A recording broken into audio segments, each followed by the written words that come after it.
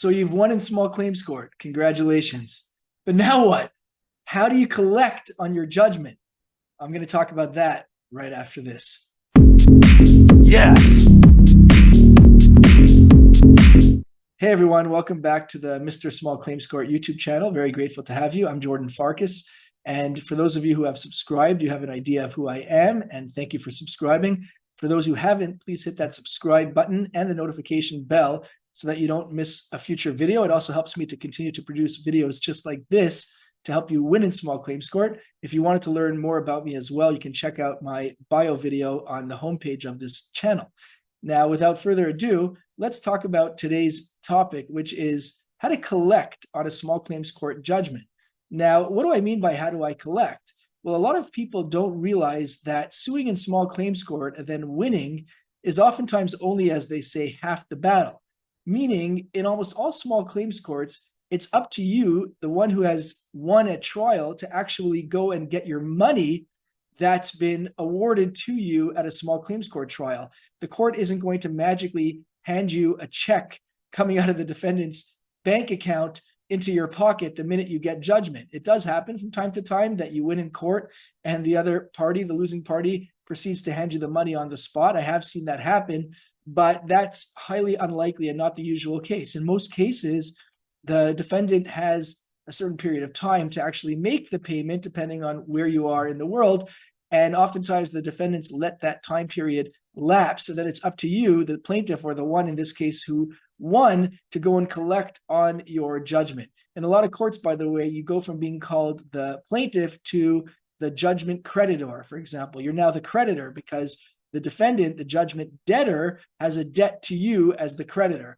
But regardless of the moniker, of the labeling, of what you're actually called, the point here is that there are steps that you have to take in almost all small claims courts around the world to actually go and get paid in small claims court. So that's why they say oftentimes, I don't know who the they is, when they say, but that's why the saying goes anyways, that oftentimes winning is half the battle. That said, the fact that you won, you should congratulate yourself. That's great that you won. That's the purpose of taking the file to small claims court, taking the other party to small claims court to obtain justice. But justice served would mean that you actually get paid the money that you're owed.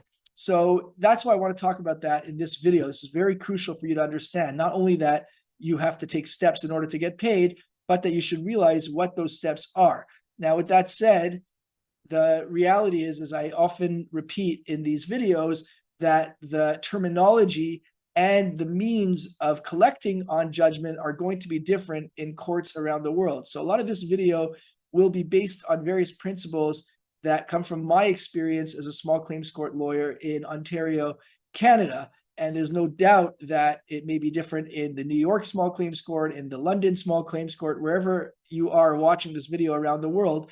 But if nothing more, what you can learn from this video is that there are various steps, even if the labeling for it changes, or if the terminology is different, or even if the procedure is different, you can see here that there are steps that you can take. A lot of things tend to be universal, even if they're applied somewhat differently in your court. And that's why it's important, as I've mentioned in a few videos already, to always check out the small claims court website in the jurisdiction where you're at. Chances are, if you're at a point in time in your lawsuit where you are at a point where you've won already, you've already gone and visited the small claims court website in your jurisdiction. And if you've done that, but you haven't seen anything about collecting on a judgment, then you should definitely go ahead and check out any sections, any information that your local small claims court has on collecting on a judgment. Okay, now, just to go through this, I've got my trusty whiteboard over here. And let me just move this string out of the way. Old school whiteboard, and I've labeled this enforcement. Okay, why did I label it enforcement as opposed to collecting? Well, first of all, again, in Ontario, where I'm from, this is referred to as enforcement. I like the term enforcement. It sounds very tough. I'm enforcing a judgment. Okay, but enforcing is another way of saying collecting on a judgment. And what I've done here is I've listed 3 of the more popular means of collecting on a judgment that, once again, that you can hopefully apply to your particular small claims court case. Hopefully you're never in this position. Hopefully you're at a point where the defendant simply pays up the judgment that he owes to you, but oftentimes you will have to resort to various means such as this, which reminds me that there can be a strategy before these procedures that I'm going to talk about, which is to send out a letter just to contact the defendant once the time that the defendant has to pay you has elapsed. You can send a letter to say, this is further to the judgment that I obtained on such and such date. Would you please send me payment? Because oftentimes the defendants, they have not diarized the deadline that they have to pay you. It's not that they don't plan on paying you. They just aren't thinking about it because it's not money that's owed to them. It's money that they owe to you. So they're not exactly going to put it first on your list. So sometimes it's as simple as a letter or an email or a text message to the person for you asking them to pay up the judgment that they owe. And a lot of times you catch more bees with honey. So it doesn't have to be a nasty letter like, you owe me money, you jerk, why haven't you paid me? It could just be a simple, text message or email asking for that payment. Oftentimes you can also do it by means of a lawyer's letter. So even though small claims court is a people's court, and in a lot of courts, lawyers are not allowed to go to court. In Ontario, they are as of the date of this recording, but in some small claims court, they cannot. But sometimes if you have a significant judgment where it makes sense to retain the services of a lawyer to help you, you can actually have a lawyer send out a letter on the lawyer letterhead suggesting to the judgment debtor, the defendant, person who owes you the money, that the time has passed and would you please pay up. One word of warning, as I always say, that court has so many twists and turns and various considerations that you should take into account. And the point here isn't to try and confuse you, but to make sure that you're aware of these different possibilities and potential pitfalls, is that because, as you'll soon see, there are ways in which you could put a lien on the defendant's property who hasn't paid you. And if you tip off that judgment debtor, that defendant, the person who owes you the money, sometimes they can try and sell that property before you've had a chance to go and collect. So you don't always want to tip off the defendant, but I do think in general, without giving specific legal advice, more times than not, asking for the defendant to simply pay you can be very effective, as opposed to having to undergo all these various court procedures and steps that may or may not result in you getting paid. There's never any guarantees. So usually it makes sense to give it a shot, to at least reach out to the defendant. If it's a particularly hostile type of small claims court lawsuit where you guys really were at each other's throats and you hate each other's guts and you kind of feel like nothing is going to help, then yes, you may want to proceed straight to the various procedures that small claims court has in place for you to get paid. So with that said, the first mechanism, again, based on Ontario law that hopefully you can apply to where you are, that allows for getting paid, is what I call putting on the writs. I even have a trademark next to it because I like the term. I like the phraseology of it. Putting on the writs reminds me of that old song. Putting on the Ritz. Putting on the Ritz. And writ over here is spelled with a W. It's W-R-I-T. Another way of describing what writ means is, let's say you can call it a lien. And what this means is that you can put a lien, in Ontario, a writ, against the person who owes you money, such that if you file that lien, that writ, in the jurisdiction where you have the judgment and where this judgment debtor resides, then if that judgment debtor either buys property or already owns property and ever wants to sell it, then that person can have a really hard time, because anybody who's trying to purchase property from that judgment debtor will almost always, with the use of an attorney, usually do a search of the property to see if the owner of the property, in this case the judgment debtor, has any liens against him or has any writs, to use the Canadian term. So if the purchaser sees that there is a writ against that judgment debtor, then he's not going to want to buy the property. Why? Because what does a lien do? What does a writ do? Well, it gives the person who issued that writ, who issued that lien, the ability technically to have that property sold in the event that the money that the judgment debtor owes to you, in this case, you being the one who's owed the money, it gives you that right to actually have that property sold so that you can take from the proceeds of the sale of that property to pay off the judgment that this debtor owes to you.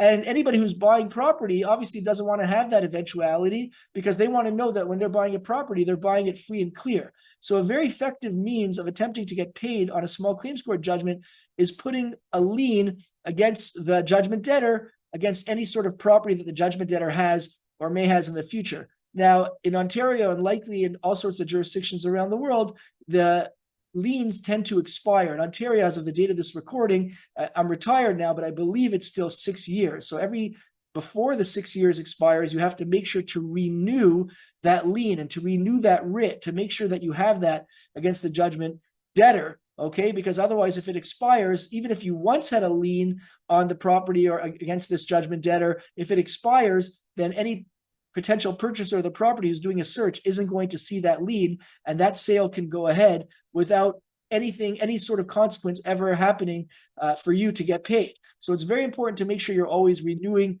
the lien so that it doesn't expire. You should also bear in mind that this will only count in the jurisdiction where the defendant owns property. So let's say the defendant owns, let's say you have a judgment in wherever, New York State, but the defendant also owns a property in Virginia, for example, then again, maybe in the United States it's different. You must look into, everybody should look into their own jurisdiction where they are. Maybe there's some treaty between various states within the United States of America. I'm only using this as an example, but it makes sense to make sure that if you have a lien in one jurisdiction, to see if that would apply to any other property that this defendant may have, because it often times, like in Ontario, for example, there's a city, Toronto. If you have a lien on the defendant for property in Toronto, then if the defendant owns property in Brampton, Ontario, which is another city, then the lien that you put on Toronto will not help you to collect on a property in Brampton. So it's very important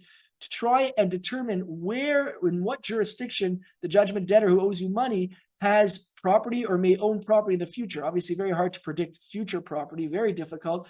But in the very least, if the defendant, you can do a search. If the defendant currently owns property in a specific jurisdiction, then you want to try and file a lien in that jurisdiction to make sure that you attach, that you put that sort of stranglehold, if you will, on that property that the defendant currently has, so that this property cannot be sold from under you without you getting paid. You want to make sure you keep that first priority of getting paid. Oftentimes it will happen, unfortunately, where the defendant has other liens against him on other judgments. And that's one of the things I talked about in my first video about things to consider before you sue.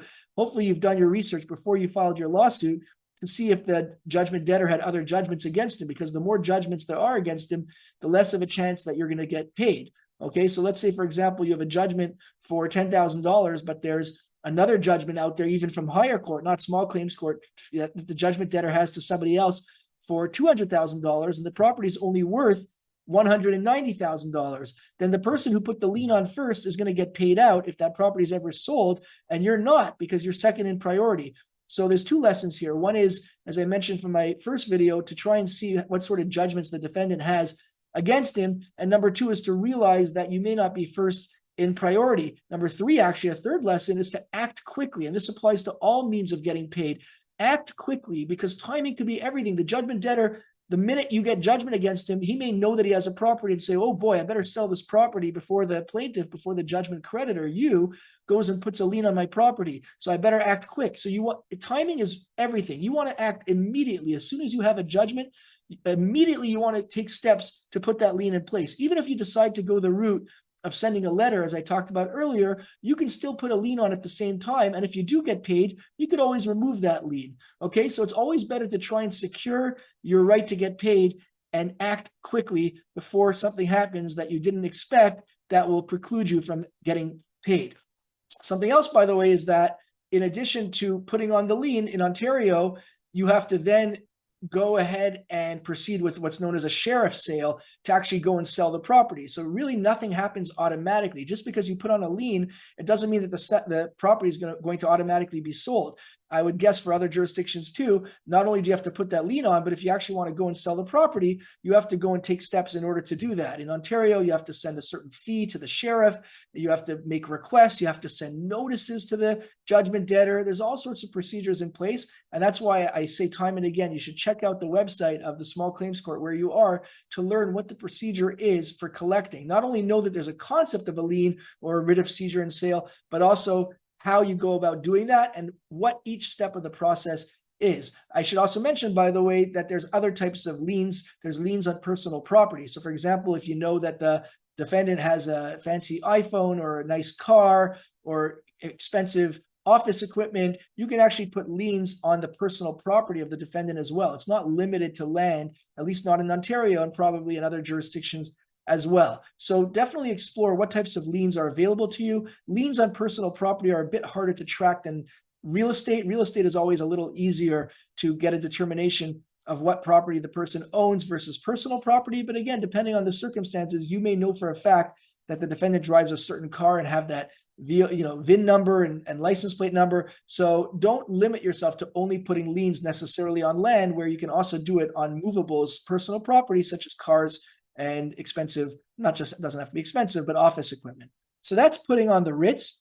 Another enforcement method, and by the way, a lot of these you can do concurrently, and I would recommend that you do them at the same time as one or another, again, because of the timing, to make sure that you don't lose an opportunity to collect. So another one, the next, this is a popular one that's, I've heard this terminology used worldwide, is called garnishment. Okay, that always reminds me of some meal and you're like garnishing it with a pickle on the side or something. The term garnishment is kind of funny to me. But in any event, what does a garnishment mean?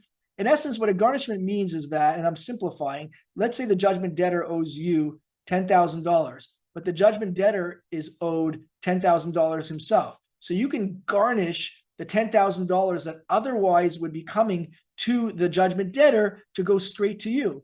And a very classic example of a garnishment is a bank account. So if you know where the defendant, the judgment debtor, has a bank account, you can garnish the funds in the bank account of the judgment debtor. Okay, and that's why it's important to know this kind of information. And I've talked about before, there's private investigation. There's all sorts of means, skip tracing, of how you can find out this information of where the defendant banks. Maybe you know it already because maybe the defendant gave you a check that bounced, for example, or maybe he gave you a check that cleared. And there's other payments that he owed to you, and that's why you sued him, because he didn't give you all the payments. So you may know the banking information. And if you do, that's great. Then you can proceed to try and garnish the bank account for the defendant. But sometimes you don't have this information and you have to do some research to try and find it out. And depending on the amount of how much your lawsuit was for, if it's a $100 judgment that you have, then a lot of times the cost of doing this investigation is more than the judgment owing, which doesn't mean that you don't have a right to collect. Justice is justice, but oftentimes you have to make a consideration of cost effectiveness versus what you're actually going to collect, even if the garnishment does work. Another common example of garnishment would be garnishing wages. So let's say you know where the defendant or judgment debtor works. You can oftentimes garnish the wages of the judgment debtor. In most instances, you cannot garnish full wages because everybody needs to live and needs a certain amount to live by. But in different jurisdictions, sometimes it will be 20% of the wages that you're allowed to garnish, sometimes more, sometimes less.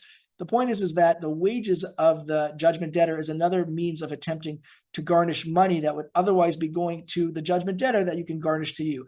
And as before with the writs, like all these enforcement mechanisms, there's various procedures in place that you should check with your local small claims court. How do you go about garnishing? Who do you have to serve? What is the timing? What are the deadlines? It's very important to know about all this so that you're taking the steps that you have to take by law, and also, again, fortifying yourself and securing yourself that ability to get paid before something happens that you didn't expect. So let's say the defendant banked at a certain bank, and the minute you got that judgment, the defendant says, oh boy, I better take my money out. Or maybe the defendant forgot. So you've got a bit of a window before the defendant goes and changes banks. You want to act on that. So you want to act on that garnishment immediately. Okay, so that's the concept of garnishment, which again, I'm sure is common to virtually all jurisdictions of small claims court, because I've heard the term used so often, whether in the movies or television or whatnot. And obviously in my experience as when I was a lawyer in small claims court in Ontario.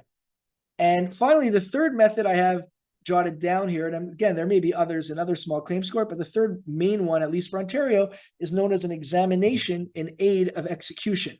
Okay, remember I said execution means, well, here I wrote enforcement, but execution is another way of saying enforcing a judgment. You're executing on a judgment. And what an examination in aid of execution means is that you have a right in Ontario, for example, and I'm sure other courts, to ask questions under oath. You can call, you could subpoena, you could summons the judgment debtor into court to ask them questions under oath as to what assets they have. And in Ontario, it's called an examination in aid of execution. It used to be called a judgment debtor examination. There's all sorts of other terminology that may apply. But what's important to know is that rather than having to get a private investigator or a skip tracer, you can oftentimes have the right to ask questions of the judgment debtor as to what assets he owns. Now, this could be very difficult. First of all, you've got to get the judgment debtor back into court. A lot of times they disappear and it's hard to serve them with the documents, with the subpoena. It could be a big headache. And then you get them into court, and oftentimes they don't answer the questions as you like. So you go and say, where do you bank?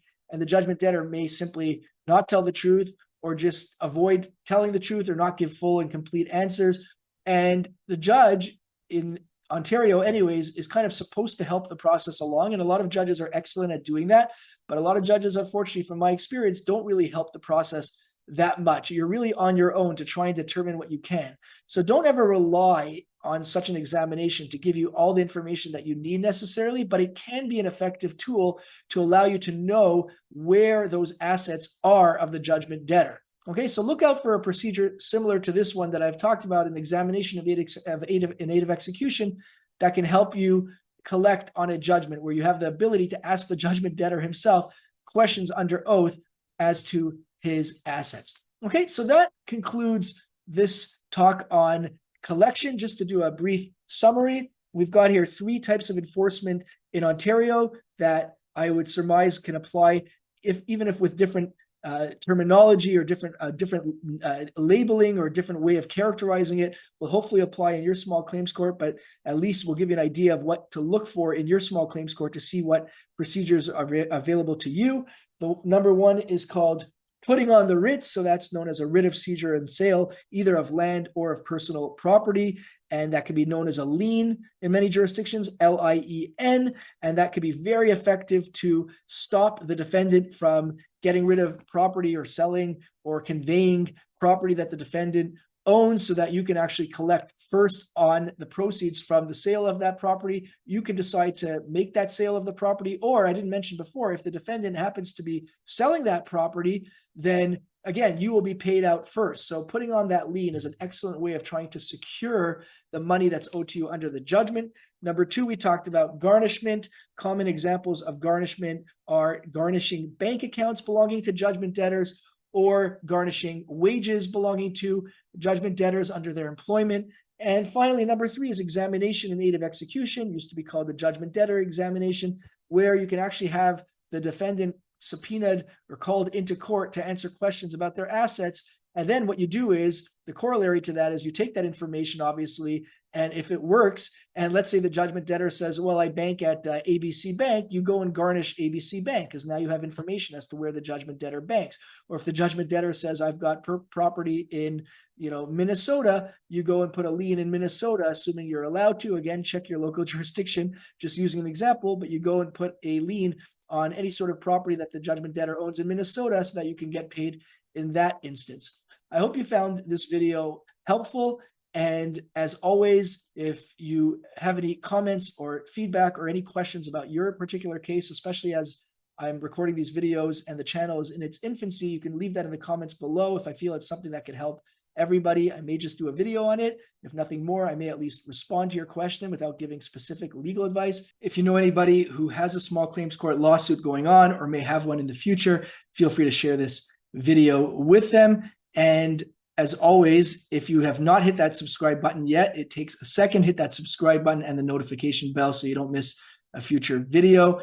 And it will also help me to continue to produce videos just like this to help you win in small claims court, which is my goal. As always, thank you for visiting, for watching, for learning. I hope you win in small claims court. I hope you collect. And until next time, I look forward to seeing you at the next video. Hey, thanks for watching. If you found that video helpful for winning your small claims court lawsuit, then you're not going to want to miss a future video. Hit the like button, the subscribe button, and the notification bell. It takes a second so that you don't miss a future video to help you win your small claims court lawsuit.